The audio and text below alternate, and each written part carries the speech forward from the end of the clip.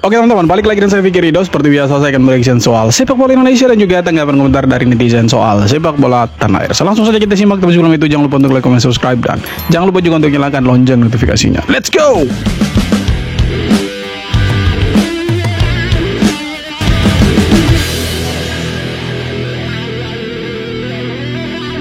Standar ganda. Mungkin kalimat itu yang sedang ada di benak pecinta sepak bola di Indonesia.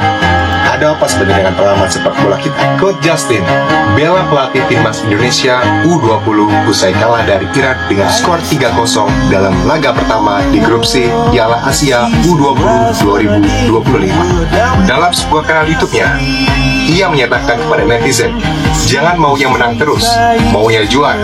Ini bukan salah pelatih Indra Safri, tapi kondisi pemain memang kalah secara postur, ujarnya. Sedangkan Bung Tower, semangat berbenah Mas Indra Safri, jangan dengarkan apa kata netizen. Namun berbanding terbalik, jika hasil Minorai didapat oleh timnas Indonesia ketika STY menjadi juru taktik Garuda Muda, akan selalu terdengar hashtag STY out. Itu adalah komentar-komentar dari pengamat sepak bola tercinta kita. Menarik untuk dibahas. Ya mungkin mereka kalau misalkan STY yang latih U20 pasti mereka juga ya gatal untuk menyuarakan STY harus dipecat gitu. Tapi kalau kita lihat apakah salah pelatih ketika Indonesia tadi malam kalah dari Iran, saya pikir ya ada salahnya pelatih, ada salahnya pemain, ya kan. Salahnya pemain tidak menerapkan strategi yang diterapkan sama pelatih. Salahnya pelatih sudah tahu lawannya kita itu posturnya tinggi-tinggi, lebih besar dari kita, tinggi badannya jauh lebih tinggi daripada pemain-pemain timnas, tapi tidak ada antisipasi yang bisa dikasih sama pelatih, ya kan. Jadi salah pemain, salah pelatih, makanya ada kekalahan tadi malam 3-0 itu menurut saya. Terlepas mereka mau dukung STY atau mau dukung Coach Indra Safri, menurut saya sah-sah saja. Itu haknya mereka untuk mau mendukung siapa, memecat siapa, tapi jangan marah juga kalau kita bilang mereka itu plan. Kekalahan timnas kemarin melawan Iran di Asian Cup umur 20, Bung Toel ngasih kata-kata indah buat Indra Safri nih. Yang kata-katanya nih, semangat berbenah Mas Indra Safri, jangan dengarkan apa kata netizen. Gimana ceritanya itu jangan dengarkan kata netizen? Lah sendirinya yang ngomong di Asian Cup bakal ngeluarin taktik yang sebenarnya. Kan begitu. Kita sebagai netizen mempertanyakan, mana taktiknya yang kemarin di Asian Cup? Mana dia? Dari menit 1 sampai extra time full nggak ada tuh taktik. Masa nggak didengarin kata netizen? Apa? Mau berbenah? Ya ingat dong, kalau mau berbenah netizen juga harus didengar. Netizen juga mau kritik. Masa nggak boleh local pride nih? Berbenah terus sampai ya 2030 tuh. Indra Safri ungkap penyebab kalah dari Iran U20. Ya, Coach Indra Safri membeberkan apa alasannya timnas Indonesia bisa dikalahkan oleh timnas Iran U20. Ya, Coach Indra mengatakan kami tidak bermain begitu buruk, kata Coach Indra, tetapi kami kurang dalam antisipasi umpan-umpan silang dari Iran. Selain itu, antisipasi bola-bola atas dan duel 1 lawan 1 kami kurang. Sebenarnya kita punya kecepatan dan kesempatan lakukan serangan balik. Bahkan ada beberapa kali yang membuat peluang. Namun sayang kami tidak bisa memanfaatkannya, kata Coach Indra. Sejauh ini kita akan evaluasi tim dan fokus siapkan strategi untuk laga selanjutnya melawan Uzbekistan, ujar Coach Indra. Ya, sangat lucu ya. Dia beralasan kalau kita kalah dengan Iran karena A, B, C, D. Padahal kalau menurut saya karena kurangnya strategi dari Indra Safri. Satu lagi karena kesombongan Coach Indra ya, yang mengatakan menyimpan kekuatan Indonesia agar tidak dipelajari oleh lawan. Padahal tim ini udah dibentuk 2 tahun yang lalu, gagal total di turnamen non resmi ya sebelum Piala Asia ini, tapi malah berdalih seperti ini. Sangat lucu teman-teman. Nanti saya akan buat video panjangnya ya terkait tim ini.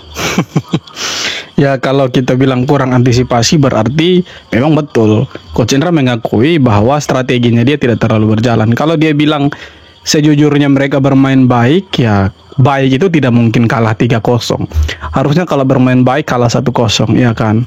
Harusnya seperti itu. Ini menurut saya bermainnya tidak bagus. Makanya gol-gol dari Iran itu lewat bola-bola atas. Harusnya ada antisipasi. Masa sih dari gol pertama itu tidak ada pelajaran? Iya kan? Tidak dievaluasi ketika turun minum. Iya kan? Kita kan di babak pertama itu kebobolan 1-0 loh. Di babak kedua baru ditambah 2 gol dari Iran kan. Di babak pertama itu kita kan golnya dari mana? Dari sepakan pojok. Harusnya di waktu turun minum, waktu istirahat itu kan ada evaluasi. Strateginya seperti apa untuk menjaga pemain-pemain Iran jangan sampai bola-bola atas mereka menang. Iya kan? Tapi kan di sini tidak ada. 2 gol berikutnya di babak kedua semuanya dari bola atas. Artinya apa? Artinya strategi untuk mengantisipasi bola-bola atas itu tidak ada. Lagian pun kita tidak bisa cetak gol, sama saja buntu kan, strateginya tidak berjalan juga kan gitu. Pembelaan dari Indra Safri usai Timnas U20 Indonesia dibantai Iran. Timnas U20 Indonesia harus memulai perjalanan di Piala Asia U20 2025 dengan awal yang kurang baik. Pasalnya di laga pertamanya, Timnas U20 Indonesia harus babak belur atas Iran dengan skor 3-0. Namun meski begitu seusai laga Indra Safri coba memberikan pembelaan atas kekalahan besar tersebut. Menurutnya sebenarnya timnya tidak bermain buruk dalam laga itu. Bukan soal taktik yang ia buat, Indra Safri menganggap kekalahan besar tersebut dikarenakan Iran memiliki kelebihan bola-bola atas yang didukung keunggulan postur tubuh. Lalu bagaimana menurut kalian?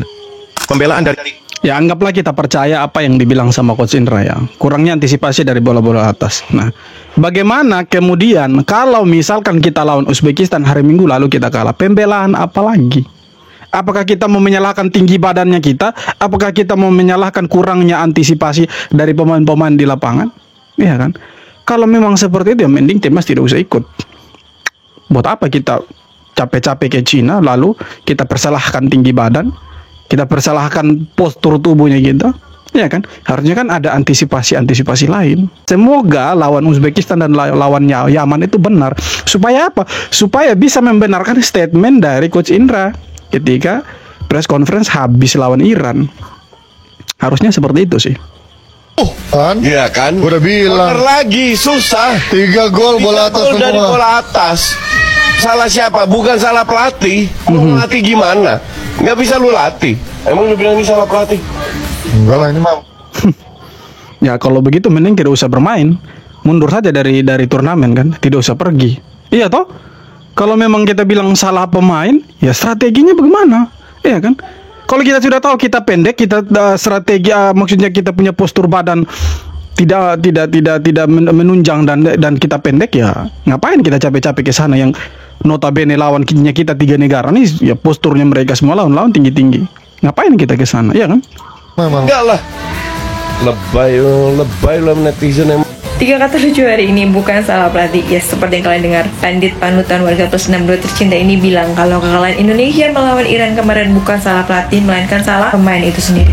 Karena fisik mereka yang kurang, katanya si pandit ini. Tapi bukannya timnas ini harusnya punya pelatih fisik untuk melatih fisik adik-adik ini? Setidaknya kalau mereka kalah tinggi, mereka harus menang body checks, ya nggak sih? Buat apa? Supaya mereka menang dalam perebutan bola dan mempertahankan bola. Jadi ya memang ini salahnya pemain, tapi nggak 100% gitu nggak sih? Kalian tolong deh komen U20 ini punya pelatih fisik apa enggak?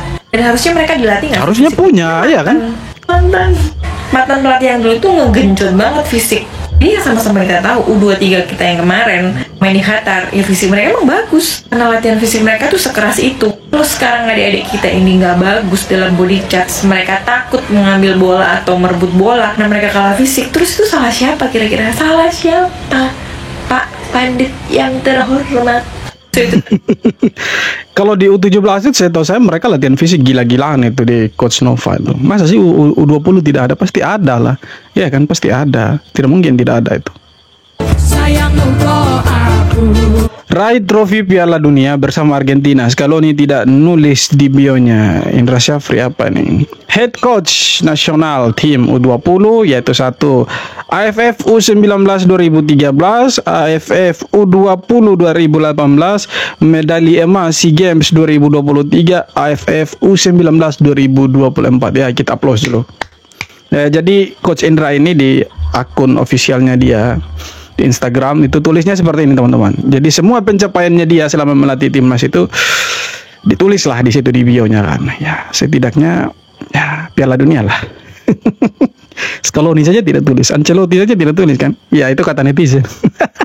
Asli, benar-benar kacau ini. Laga pertama Piala Asia U20, Timnas Indonesia U20 dilumat sama Iran U20 dengan skor telak 3-0. Di pertandingan ini, Indonesia benar-benar main tanpa kreativitas. Ya, oke lah kalau kita bilang ini lawannya Iran yang notabene tim kuat di Asia. Namun ya jangan jadikan alasan utama juga bahwa sebenarnya Iran main pun juga nggak semewah yang kita kira. Namun hal itu nggak bisa dimanfaatkan dan justru malah timnas kita yang dipreteli. Pola permainan nggak jelas. Jarak antar lini yang terlalu jomplang. Padahal tim asuhan Indra Syafri ini sudah banyak melewati persiapan berbulan-bulan hingga banyak visi ke luar negeri. Namun gak ada pattern yang jelas dari permainan timnas U20 ini. Padahal target dari PSSI adalah lolos Piala Dunia U20. Kalau begini boro-boro lolos Piala Dunia. Gak jadi juru kunci aja udah syukur. Next lawan Uzbekistan U20 yang merupakan tim juara bertahan. Kalau kalah lagi ya wassalam. Gimana menurut kalian? Setidaknya Indonesia harus menang di 2 laga sisa lawan Uzbekistan dan lawan Yaman untuk menjaga posisi mereka, setidaknya jadi runner up untuk masuk ke babak berikutnya. Karena di turnamen ini tidak ada 3 terbaik, posisi 3 terbaik tidak ada. Jadi ya harus mati-matian lawan Uzbekistan dan Yaman, setidaknya dapat 6 poin dan maju sebagai runner up. Nah, kalau ada yang bilang ini salahnya pemain, bukan salah pelatih. Karena kalah postur, ya kan. Menurut saya memang kita butuh naturalisasi. Harusnya ini di U20 itu pemain naturalisasi harus ada. Pemain-pemain diaspora kita itu harus dipanggil harusnya. Kalau Rafael Struijk mungkin usianya masih 19, 20 atau 21 mungkin ya. Atau 20. Yang tahu umurnya Rafael Struijk bisa tulis di kolom komentar itu. Harusnya perbanyak pemain-pemain diaspora yang postur mereka itu lebih tinggi dari pemain-pemain lokal kita. Dan kalau kita bilang ini salah pemain, bukan salah pelatih, sekali lagi seolah-olah kita menjudge bahwa memang pemain-pemain lokal yang dibawa sama Coach Indra memang tidak bisa berbicara banyak di sana. Iya kan? Memang tidak bisa berbicara banyak di sana. Kalau ada yang bilang seperti itu bahwa ini salah pemain bukan salah pelatih, ya berarti kita membuat satu statement bahwa pemain-pemain lokal memang tidak bisa bersaing di level Asia, hanya bisa di level ASEAN. Harusnya kita butuh pemain diaspora lebih banyak di U20, ya kan?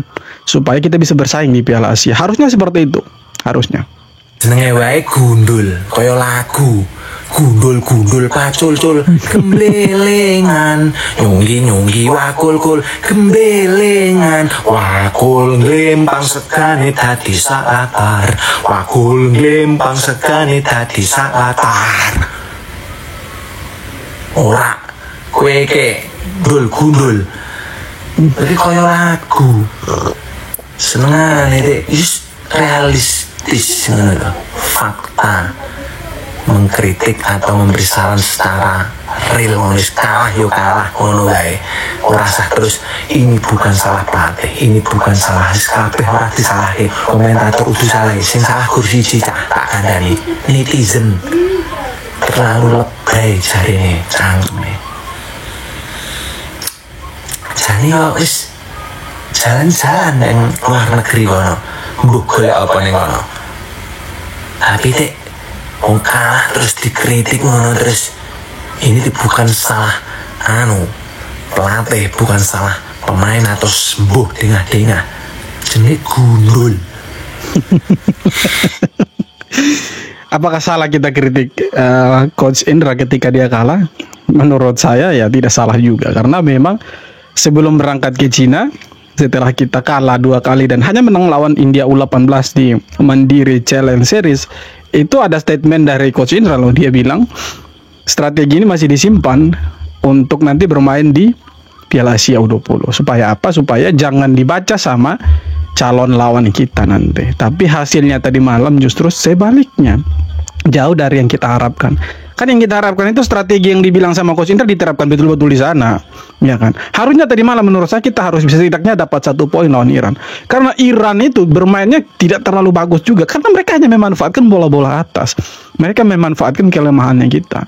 Harusnya ketika kita tahu bahwa kelemahannya kita itu ada di bola-bola atas, ya kita juga jangan sok-sokan main bola-bola atas kan. Tapi kita lihat di malam, seringkali mereka main bola-bola atas, ya kan? Nah itu kelemahannya kita, makanya kita kalah. Timnas kebantai 3-0 dari Iran. Orang-orang yang kemarin teriak stay out itu semuanya masuk goa. Iya, orang-orang yang teriak stay out itu adalah pendukung Indra Safri yang juga membangga-banggakan trofinya Indra Safri. Mereka selalu menggembar-gemborkan Indra Safri punya 4 trofi AFF 3 SEA Games 1, sementara Sintayong tidak. Betul, Indra Safri punya 4 trofi, tapi dari 4 kali Indra Safri ikut di Piala Asia semuanya gagal. Piala Asia U19 2014 nih, kebantai Uzbek, kebantai Uni Emirat Arab jadi juru kunci. Kualifikasi Piala Asia 2018 kalah dari Malaysia dan Korea Selatan, kalah dari Malaysia. Untung aja tuan rumah ini, makanya Indonesia lolos. Kualifikasi Piala Asia U20 2020 kalah ke bantai Thailand dan kalah dari Vietnam. Dan sekarang Piala Asia 2025 ke bantai Iran. 4 trofi ASEAN tapi 4 kali Piala Asia semuanya gagal. Kita bandingkan dengan Sintayong. Kualifikasi Piala Asia 2023 U20 Indonesia juara grup lolos Piala Asia. Di Piala Asia kita meraih 4 poin, hanya kalah selisih gol dari Irak. Kualifikasi Piala Asia 2023 U23 juara grup Indonesia. Di Piala Asianya semifinal. Kualifikasi Piala Senior 2023 Indonesia jadi runner-up di bawah Yordania mengalahkan Kuwait. Di Piala Asianya Indonesia lolos 16 besar Piala Asia Senior, Sintayong. Dan terakhir kualifikasi round 2 Piala Dunia Indonesia runner-up dan lolos Piala Asia 2027. Jadi Sintayong 4 kali Piala Asia, 4-4-nya sukses. Indra Safri 4 trofi ASEAN tapi 4 Piala Asia semuanya gagal. Jadi gue tanya akal sehat kalian milih 4 trofi ASEAN atau 4 kali Piala Asia? Makanya kenapa orang-orang tuh masuk gua? Karena mereka milih trofi ASEAN. Kayak bantai di Asia masuk gua. Salam. Intinya menang AFF. Piala Asia itu tidak penting. Piala Asia itu cuma piala ciki. Piala bergengsi itu piala Asia, piala AFF yang ada di level ASEAN. Itulah mereka para pembenci STY kan. Yang selalu membangga-banggakan ya pialanya Coach Indra itu. Yang ditulis di bio-nya kan 2013 sampai 2024 kemarin. Tapi ya setidaknya Piala Dunia lah. Ya jangan jauh-jauh Piala Dunia, Piala Asia lah. Ancelotti dan ya, Lionel Scaloni saja Piala Dunia. Ancelotti Champions terus telah ditulis itu. Saya masih membayangkan kalau misalkan Scaloni tulis begitu ya, dia punya bio Instagram. FIFA World Cup winner 2022. Wow, gila. Sudahlah. Intinya ini langkah yang berat untuk timnas U20 karena selisih golnya sudah cukup jauh. Kita kemasukan 3 dan belum memasukkan 1 pun gol dan ada di juru kunci posisi paling buncit di grup C, dan di laga kedua justru lawannya lebih berat lagi. Dan sudah beberapa edisi Piala Asia U20 selalu kita ketemu dengan Uzbekistan. Nah, kita punya catatan sejarah yang cukup buruk ketika lawan Uzbekistan. Kita selalu kalah dan ya selalu terbantai lah. Dan ya lawan Uzbekistan besok pasti ya Uzbekistan akan mati-matian karena Uzbekistan akan mempertahankan statusnya dia sebagai juara bertahan Piala Asia U20. Pasti dia akan mati-matian untuk mengalahkan Indonesia. Semoga ya timnas bisa berbenah, bisa ada strategi yang lain dari Coach Indra supaya timnas U20 ini bisa menang lah, setidaknya dapat 3 poin atau ya sekurang-kurangnya 1 poin lah. Jangan kalah terus lah. Oke teman-teman, sekian video kali ini. Terima kasih banyak sudah nonton video sampai akhir, dan sekali lagi jangan lupa untuk like, comment, dan subscribe, dan kita jumpa lagi di video-video berikutnya. Hormat.